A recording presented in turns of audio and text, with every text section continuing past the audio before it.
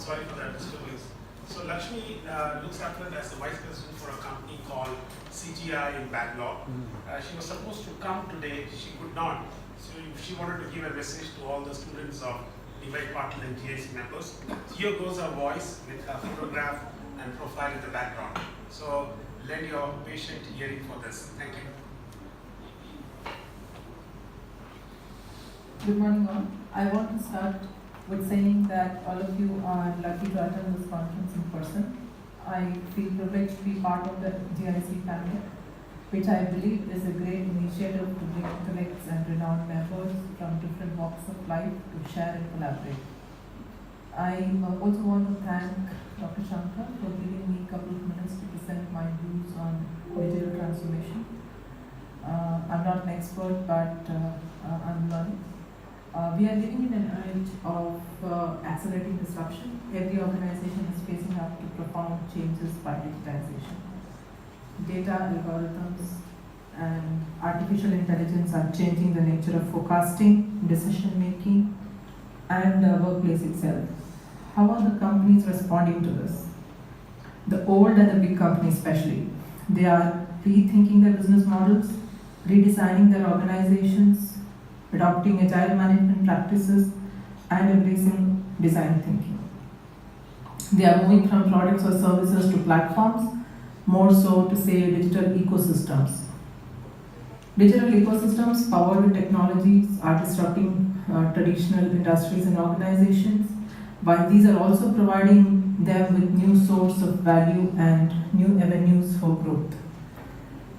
Two things that come to my mind, which is of importance, I think, when we talk about digital ecosystems. One is production ecosystem and consumption ecosystems.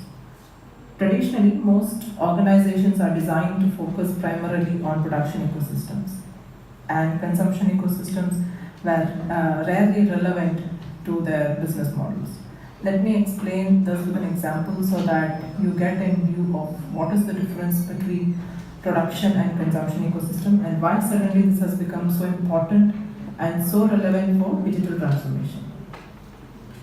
For example, an established bulb manufacturer such as GE or Philips have been focusing predominantly on producing bulbs and coordinating with their suppliers and retailers for selling.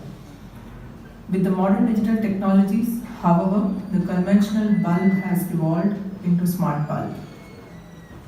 Equipped with sensors and Internet of Things, connectivity with variety of other objects, the smart bulb has now a new host of interdependencies when consumed, as it connects to an expanding set of objects such as Amazon's Echo, Google's Nest, smartphones, smart doorbells, etc.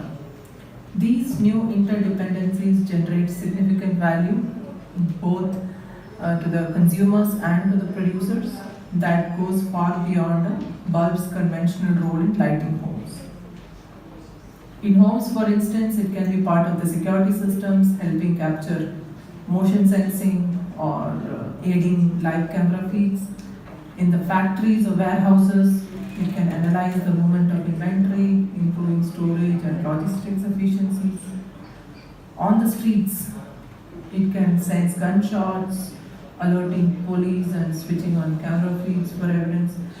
These are the value opportunities arising from the smart bulb's expansion of consumption ecosystem.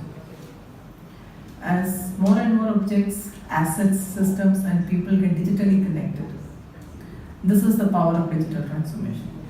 If bulb producers choose to engage in these emerging consumption ecosystems, they can create new revenue generating services from bulbs beyond their traditional product and sales, which was their primary business model. By ignoring the consumption ecosystem, the traditional organization do not just miss out on the potential of growth opportunities, but they also open themselves to threats of disruption from digital players like Google, Facebook, Apple, Amazon, etc., who have been already, influencing several consumer products consumption ecosystem through their different software platforms. So this is what I wanted to share my views on how important the consumption ecosystem is in the play for digital transformation.